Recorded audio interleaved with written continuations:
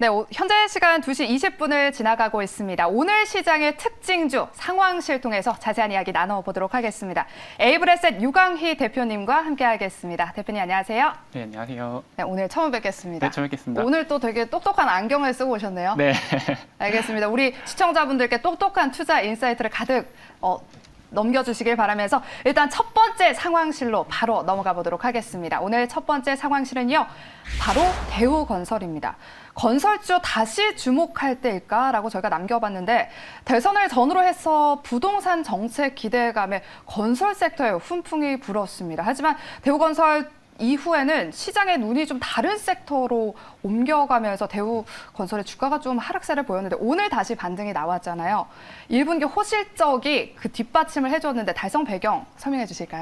네, 먼저 좀 자세하게 실적을 살펴보게 되면은 1분기 매출액이 전년 동기 대비해서 한 16% 정도 늘어난 한 2조 4천억 정도가 됐고요. 그리고 영업이익 같은 경우에도 전년 동기 대비해서 반대로 이제 3.5% 정도 좀 줄어들었는데요.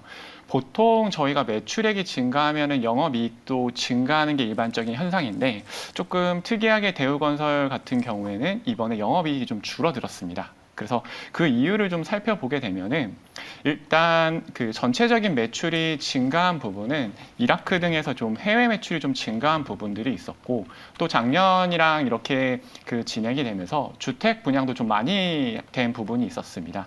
이런 부분들이 좀 매출액 증가에 좀 많은 영향을 미친 것 같은데 특히 이제 작년 같은 경우에는 해외 플랜트 수익이 이제 작년 분기에 좀 영향을 주다 보니까 작년에 이익률이 좀 높게 나왔었습니다. 이 부분이 좀 기저효과가 발생이 된 것 같은데 실제로 이런 기저효과를 좀 제외한다라고 하면은 한 자릿수 정도 영업이익이 증가하지 않았나 예상을 하고 있고요. 그리고 대우 같은 경우에는 아무래도 국내에서 주택건설 같은 경우를 가장 잘 하는 그리고 많이 하는 기업이라고 생각을 하실 텐데 실제로 지금 3년 연속으로 주택 부분에서는 매출을 좀 계속해서 늘려가고 있고요. 그리고 마지막으로 신규 수주가 지금 한 2조 6,500억 정도가 되는데 이 기준이면 매출액 대비해서 한 4.9년 정도. 그러니까 한 4년 정도는 먹거리를 확보해 놓은 상태이기 때문에 좀 안정적인 매출을 좀 기록을 하고 예상도 할 수 있을 것 같습니다. 네, 이렇게 대우건설의 1분기 호실적 달성 배경에 대해서 들어봤는데요. 국내 분양 물량 외에도 또 해외 플랜트 사업을 진행하고 있잖아요. 지금 대우건설 홈페이지에 들어가만 봐도 플랜트 사업에 대한 이야기가 구체적으로 나와 있는데 현황 어떻게 되고 있을까요? 먼저 플랜트 사업이 이제 어떤 건지에 대해서 간단하게 설명을 드리면은 예를 들어서 석유라든지 가스 같은 거를 생산하기 위한 생산 설비를 만드는 사업을 이제 플랜트 사업이라고 생각을 하시면 될 것 같습니다. 아무래도 이렇다 보니까 플랜트 사업 같은 경우에는 중동이나 혹은 동남아시아 같은 곳에서 좀 많이 발주를 하는 편인데 코로나가 오게 되면서 이제 발생을 하면서 아무래도 이제 원유 가격이 좀 초반에는 많이 하락을 했거든요. 그런 부분들이 좀 발생을 하다 보니까 이제 중동 같은 곳에서 이제 발주가 좀 많이 줄어든 부분도 있었고요. 네. 그리고 이제 중국이나 인도 같은 데서 워낙에 저가 공세를 하다 보니까 해외 플랜트 사업 같은 경우에는 전반적으로 국내 건설사 매출이 좀 많이 줄어들고 있는 추세입니다. 그리고 실제로 해외 건설협회 자료를 보게 되면은 해외 건설 수주가 그 37조 원 정도로 예전에 비해서 좀 많이 줄어들고 있는 추세라고 합니다. 네, 안방 주택만 매달린 건설사들 해외 수주의 비중은 줄어들고 있다라는 기사까지 확인할 수가 있었는데요.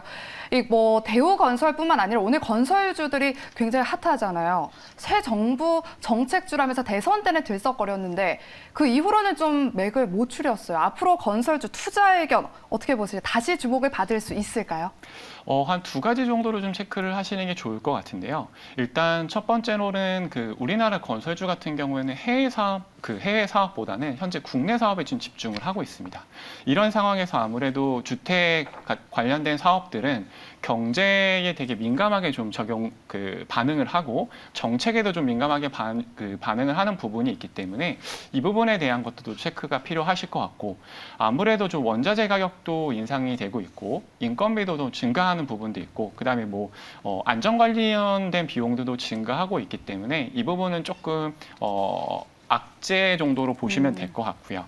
그리고 아무래도 국내 사업보다는 좀 해외 플랜트 사업들이 수익성이 조금 더 좋기 때문에 향후에 해외 산업에 좀 더 집중할 수 있는 혹은 그쪽에 대한 매출을 좀 올려갈 수 있는 기업들을 좀 찾아보시는 게 필요할 것 같습니다.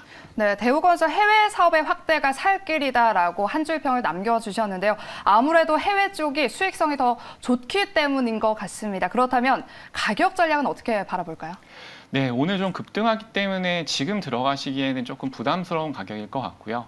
한번 조정이 오게 되면 한 5,300원에서 500원 정도 선에서 좀 매수를 해보시는 것도 좋을 것 같습니다. 그리고 손절가는 4,500원 정도, 그리고 목표가는 한 8,000원 정도를 보시고 접근을 하면 좋을 것 같습니다. 네, 대우건설 매수가는 5,300원에서 5,500원으로 설정해 주셨고요. 목표가는 8,000원, 손절가는 4,500원으로 제시해 주셨습니다. 그렇다면 두 번째 상황실로 바로 넘어가 보도록 하겠습니다. 두 번째 상황실 넘어가 보도록 할게요. 네, LG 디스플레이입니다. 실적이 좋다더니 적자 위기인가? 1분기 영업이익이 급감 소식에 약세를 보이면서 신저가를 기록하기도 했는데요. LG 디스플레이의 1분기 영업이익이 93%나 감소했다고 합니다. 배경이 뭘까요? 네, 일단 오늘 LG 디스플레이 같은 경우에는 영업이익이 상당히 많이 감소한 추세를 보였는데요. 일단 그 자세한 내용을 좀 살펴보게 되면은 IT 부분은 좀 증가를 했는데 아무래도 TV 패널 부분이랑 모바일 부분에서 좀 하락세가 두드러졌습니다.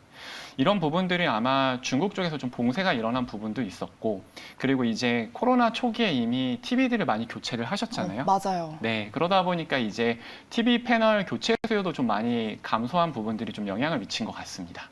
네, 알겠습니다. 일단은 LCD 패널 가격의 하락세가 좀 부진한 실적을 나타내지 않았을까 싶은데요. 그렇다면 키움증권에서는 목표가를 하향했고요. 반대로 IBK 투자증권에서는 1분기를 저점으로 이제 영업이익은 증가할 것이다라는 상반된 의견을 내놓았습니다. 우리 대표님께서는 어느 쪽에 조금 더 마음이 기울이실까요?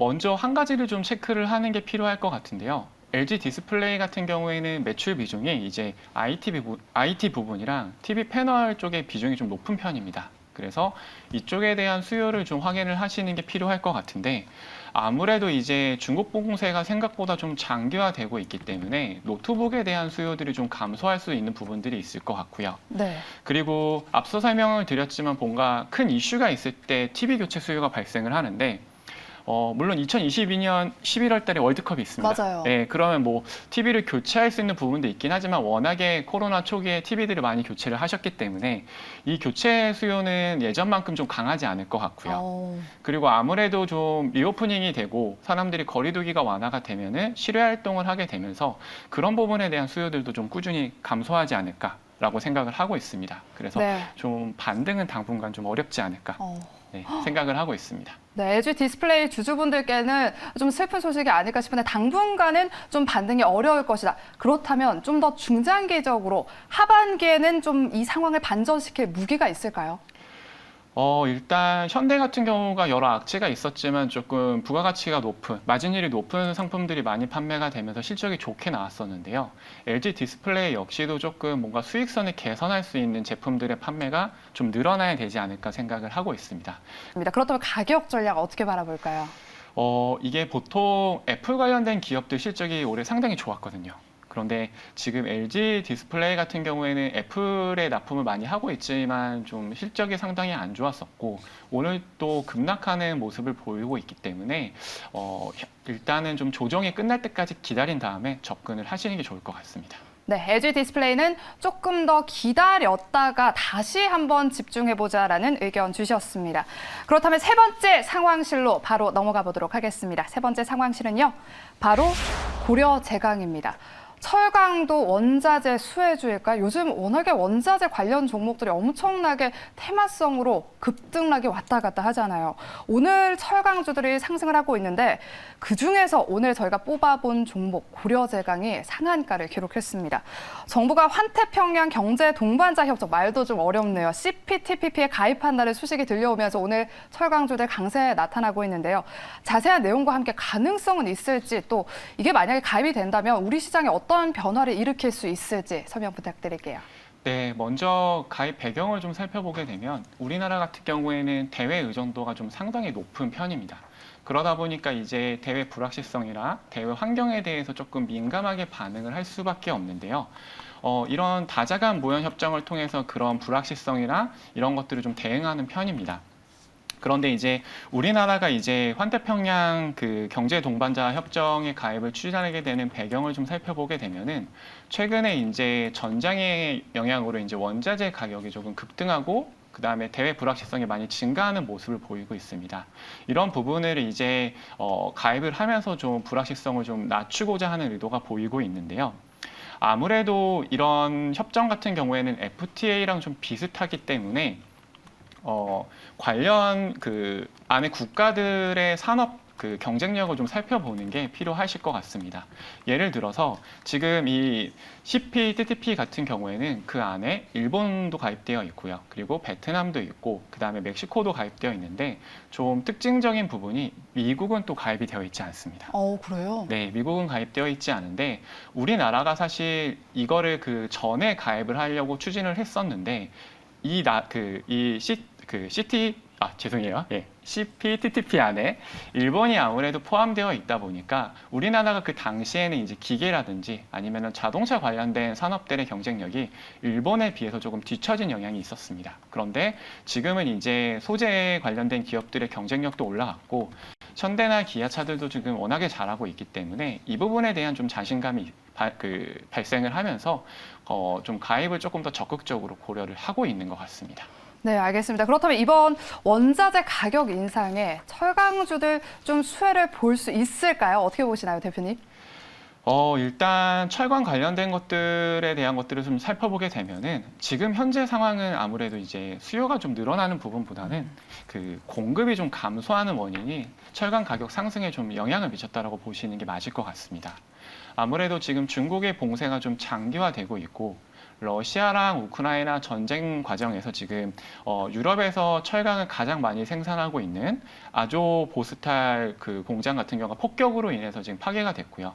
이런 부분이 있다 보니까 지금 공급이 원활하게 이루어지지 않고 있는 부분들이 있습니다. 그리고 무엇보다도 미국에서 금리를 인상을 하게 되면은 수요 감소가 좀 예상이 되는 부분들도 있기 때문에 이 부분에 대한 체크도 필요할 것 같습니다. 네, 수요보다는 공급의 감소가 원인이다. 그리고 원자재 가격 인상 반영할 것 같다라는 의견을 주셨습니다.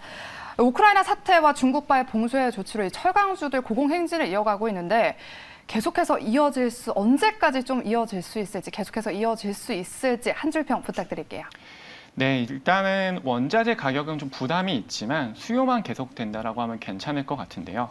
왜냐하면 지금 1분기 철강 그 관련된 기업들의 실적이 상당히 좀 잘 나온 편입니다. 잘 나온 편이고 그리고 이제 현대제철 같은 경우에는 현대자동차 매출이 증가하면서 그 부분에 대해서도 좀 긍정적인 영향을 받고 있는 부분들이 있기 때문에 앞으로 수요만 좀 꾸준히 발생을 한다라고 하면은 흐름은 좀 이어가지 않을까 생각을 하고 있지만 아무래도 좀 중소형 철강주, 즉 특히 관광 관련된 업체들 같은 경우 최근에 급등을 했기 때문에 네. 이 부분에 대해서는 조금 부담이 있을 것 같긴 합니다. 알겠습니다. 수요만 좀 받쳐준다면 괜찮지 않을까, 괜찮은 흐름을 보이지 않을까 말씀해 주셨는데요. 그렇다면 우리 유광희 대표님께서 바라보고 계시는 철강주 중에서 최선호주는 어떻게 될까요?